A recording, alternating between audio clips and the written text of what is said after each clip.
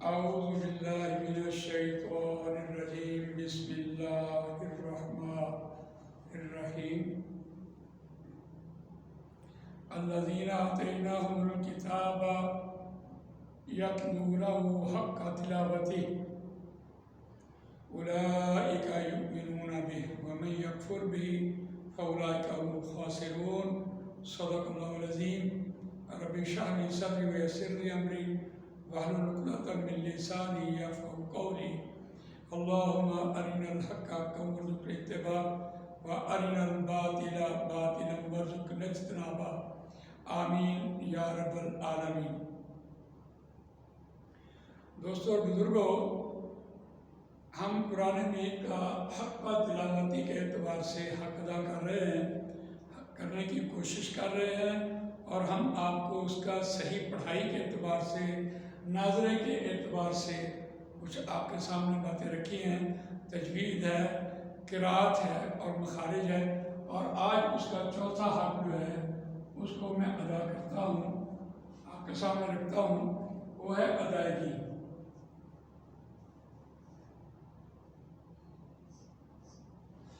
ادائیگی کے اعتبار سے جتنی اہمیت ہم نے مخارج کی دیکھی ہے، یعنی علیم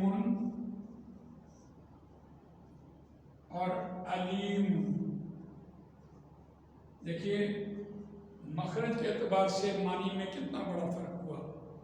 اسی طرح ادائیگی میں ہم دیکھتے ہیں کہ اس کی آوازیں ہیں، اور آوازوں کو اگر ایک آواز کو دوسری آواز میں پڑھا جائے تو معنی تبدیل ہو جاتے ہیں۔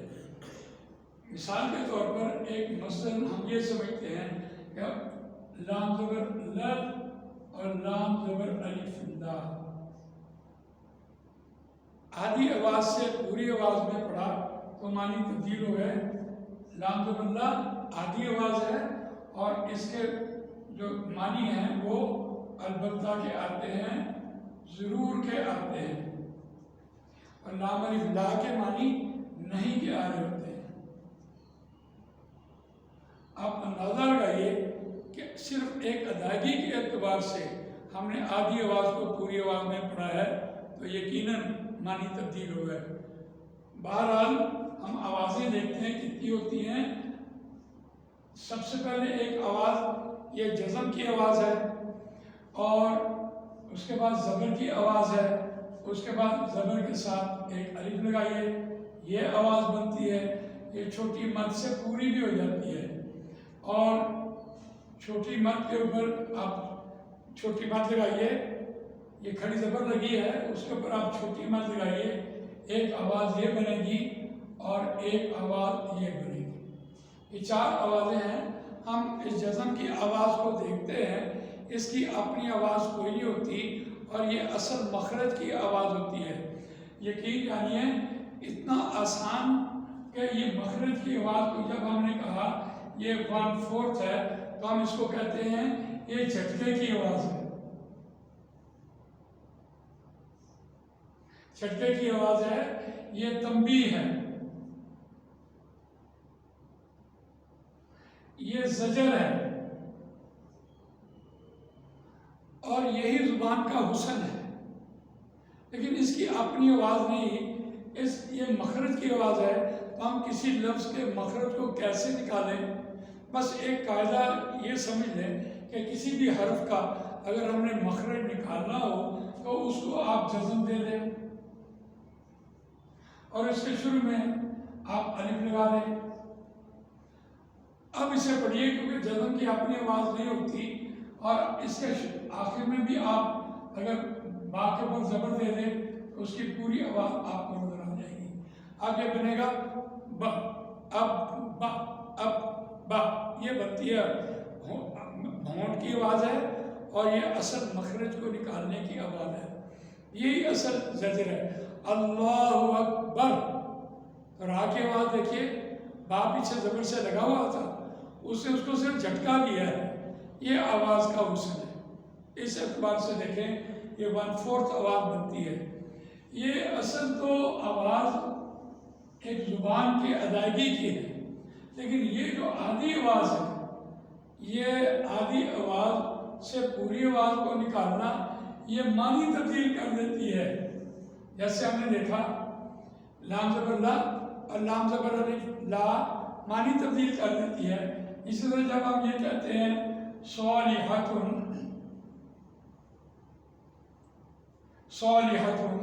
تو جب آپ یہاں جاتے ہیں صالحات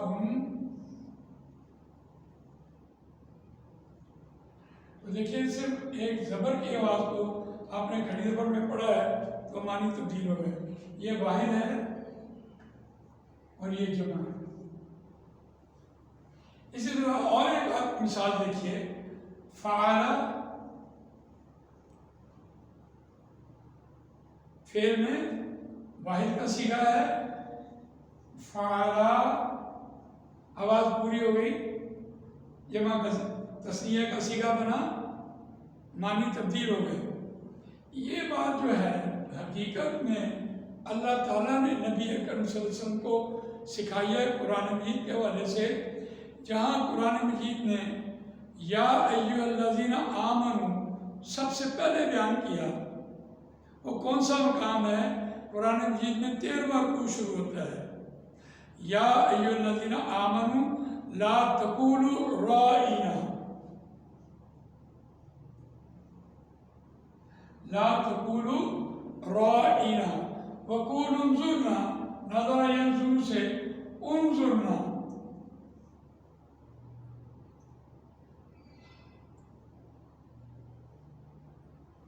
انظرنا یہ دیکھیے یہ قرآن مجید ہے. اور وہاں دیکھیے چونکہ عرب لوگ عربی زبان سمجھتے تھے اور جو کچے پکے مسلمان یہود سے مسلمان انہوں نے کلمہ پڑھا ان کی تبرانی یا عبرانی زبان میں انہوں نے اس رائنا کو لفظ ذرا پوری آواز سے پڑھا تو معنی تبدیل ہو گئے حد تک کہ معنی ہو گئے.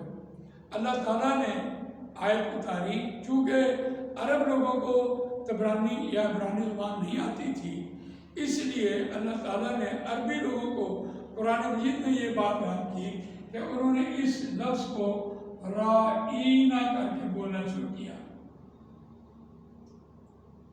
اب یہ زیر کے ساتھ آپ دیکھیے یا لگے تو آواز پوری ہو جاتی ہے اس کی مد بن جاتی ہے. پیش کے ساتھ واو لگے تو آواز مد میں چلی جاتی ہے.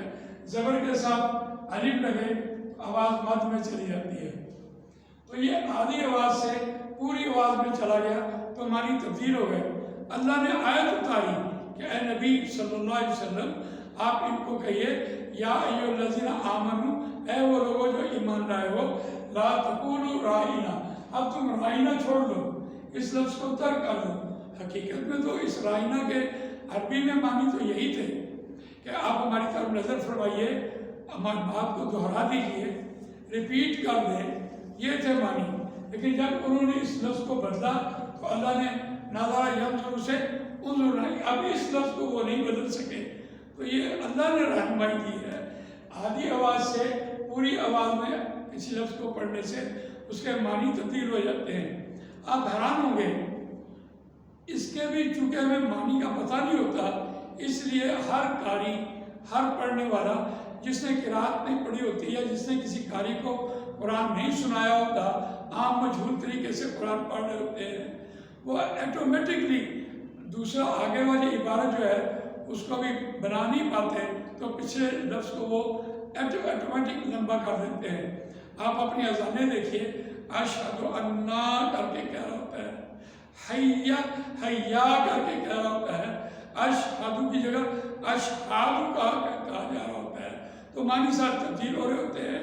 یقیناً اگر معنی کا پتہ نہ ہو تو اس کی ادائیگی بھی درست نہیں ہو سکتی یعنی اس کا تلفظ بھی صحیح نہیں ہو سکتا. اس لیے اس بات کی اتنی اہمیت ہے جتنی ہم نے مخارج میں دیکھی. لیکن ادائیگی کے اعتبار سے ایک طریقہ معروف ہوتا ہے اور ایک طریقہ مجہول ہوتا ہے. ایک طریقہ معروف ہے اور ایک طریقہ مجہول ہے.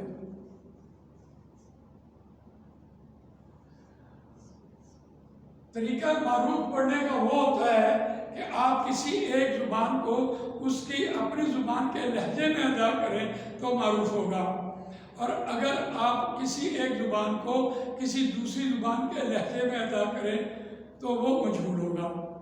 کسی پنجابی نے کبھی اردو نہ بولی ہو، اگر اسے کہیں اردو بولنا پڑے تو پھر کیسی بولے گا؟ اور اگر کسی اہل زبان نے اردو بولنے والے نے کبھی پنجابی نہ بولی ہو تو کیسے بولے گا؟ اگر کوئی پٹھان پنجابی بولے گا وہ کیسی بولے گا؟ تو یقیناً جب ہم قرآن مجید کو اردو لہجے میں پڑھ رہے ہوتے ہیں تو یقیناً ہم غلطی کر رہے ہوتے ہیں۔ مثال کے طور پر ہم کہتے ہیں، اگر ہم دیکھیں، آپ انگریزی میں دیکھیں A-E-I-O-U، یہ انہوں نے واویلز جو ہیں یہ انہوں نے آوازیں قرآن مجید سے لی ہیں۔ اگر آپ دیکھیں پیش کی آواز کو تو ہمیں یو نکالنا چاہیے، یو کی آواز نکالنی چاہیے اور منہ تو ذرا گول ہوگا۔ دیکھیے کاپیش کو، کاپیش کو، یہ آواز اس کی بنتی ہے کاپیش کو۔ اگر آپ کاپیش کو کہیں تو پھر آپ کی اردو بنتی ہے، لہذا آپ یہ کو کی آواز نکالیں گے، یہ عربی کو آپ اردو میں پڑھ رہے ہوں گے۔ اسی طرح جیسے آپ کہہ رہتے ہیں ایاکا نعبدو تو یہ غلط ہوگا، ایاکا نعبدو تو یہ آواز اس کی درست ہوگی۔ اسی طرح جب آپ زیر کی آواز دیکھیں تو ای کی آواز نکالیں، لامزیر لی، لامزیر لی، یہ۔ اور اگر آپ اسے مجہول طریقے سے پڑھیں تو پھر وہ لامزیر لے، یہ اردو ہوگا، یہ لے لو، یہ لے لو، یہ ساری اردو ہے۔ اور یہ اردو جو ہے جب آپ اس زبان کو عربی میں پڑھیں گے تو یقیناً مجہول پڑھا جائے گا اور اس سے بھی معنی تبدیل ہو جائے گے۔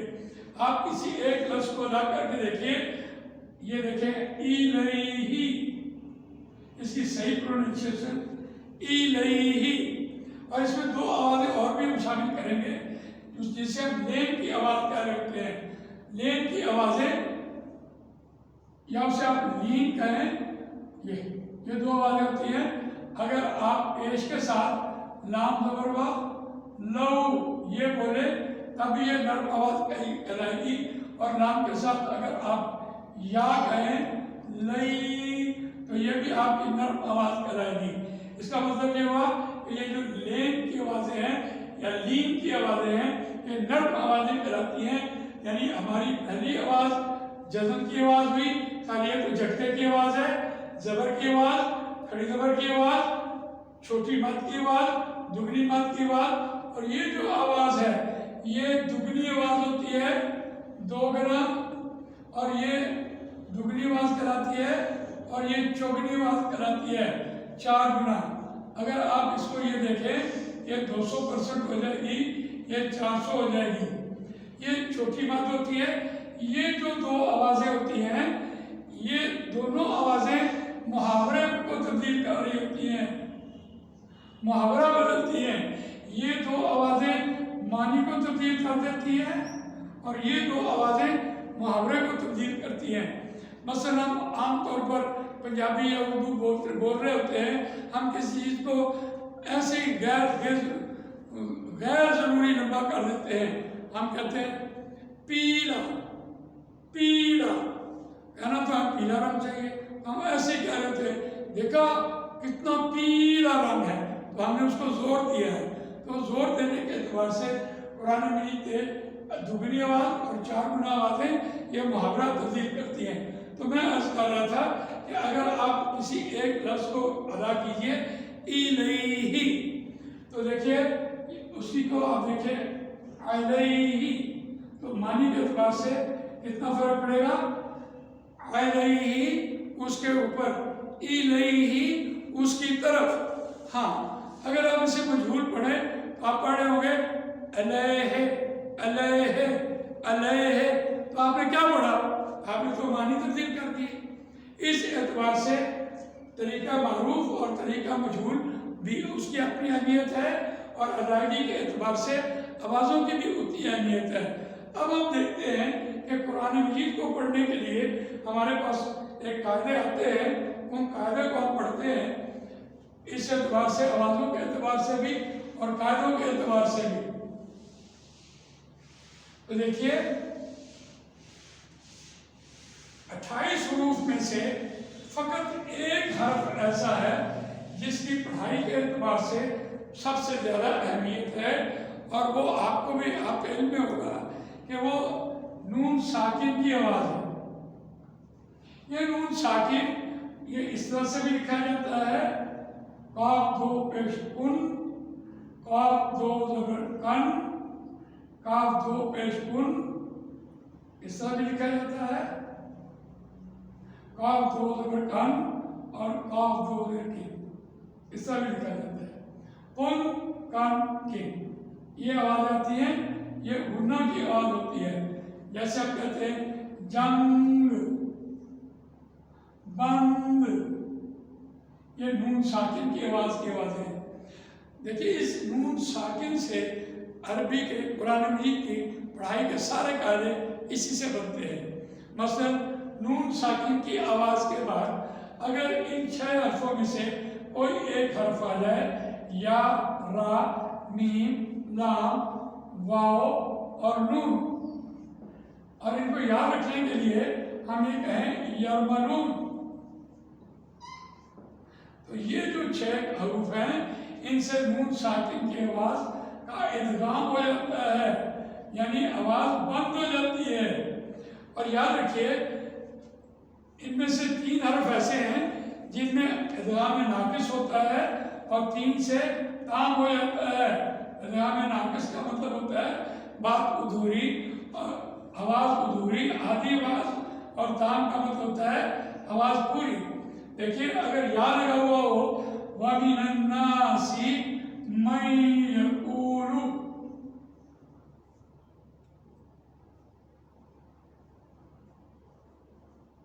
اب دیکھیے نون ساکن کی آواز کے بعد یا آیا تو نون ساکن کی آواز آدھی بند ہو گئی ہے، مَن يَقُولُ۔ اور دلچسپ بات یہ ہے کہ ان 6 حرفوں کے اوپر ہمیشہ تشدید آئے گی، اس تشدید سے اس کی آواز درست ثابت ہو جائے گی۔ دیکھیے مِن رَبِّهِمْ أُولَئِكَ عَلَىٰ هُدًى مِّن رَبِّهِمْ۔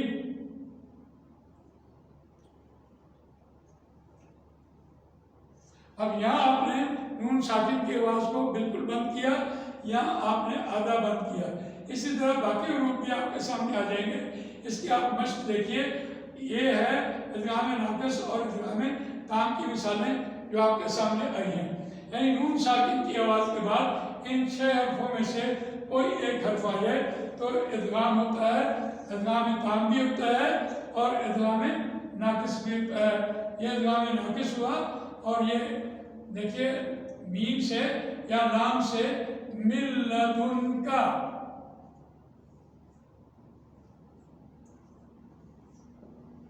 رحمہ۔ اب دیکھیے نون ساکن کے بعد بالکل بند ہو گئی، اور یہ مثال تھی تام کی۔ اسی طرح نون ساکن کی آواز کے بعد اگر ان 6 حرفوں میں سے کوئی ایک حرف آ جائے، آ، ہا، عین، ہا، غین، خا، ان 6 حرفوں میں سے کوئی ایک حرف آ جائے تو نون ساکن کی آواز کا اظہار ہوتا ہے۔ مثال کے طور پر آپ کہتے ہیں انعمتا، یہ انعمتا، نون ساکن کی آواز کے بعد عین آ گیا ہے جو حروف حلقی ہے۔ نون ساکن کی آواز کا اظہار کر دیں یعنی ظاہر کر دیں، انعمتا۔ اگر آپ نے اسے یوں پڑھا انعمتا تو غلط ہو جائے گا، قاعدے کے اعتبار سے بھی میں بھی کہ اس میں معنی بھی غلط ہو جائیں، لیکن بہرحال آپ یہ دیکھیے جیسے آپ کہہ رہے ہوتے ہیں سمیع اللہ لمن حمیدہ،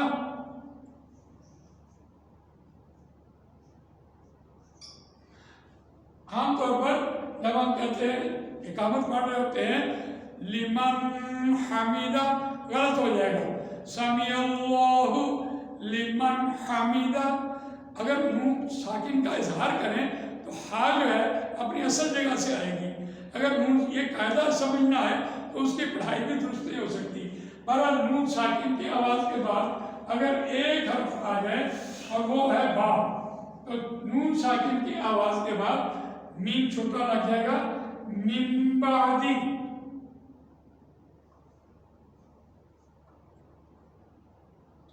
نون ساکن لگ جائے گا من بعدی۔ اور چوتھا قاعدہ اس میں یہ ہے کہ اگر نون ساکن کی آواز کے بعد اگر آپ ان 6 اور 6 12 اور ایک 13 حرفوں میں سے کوئی ایک حرف لے آئیں اور وہ 15 حروف بنتے ہیں،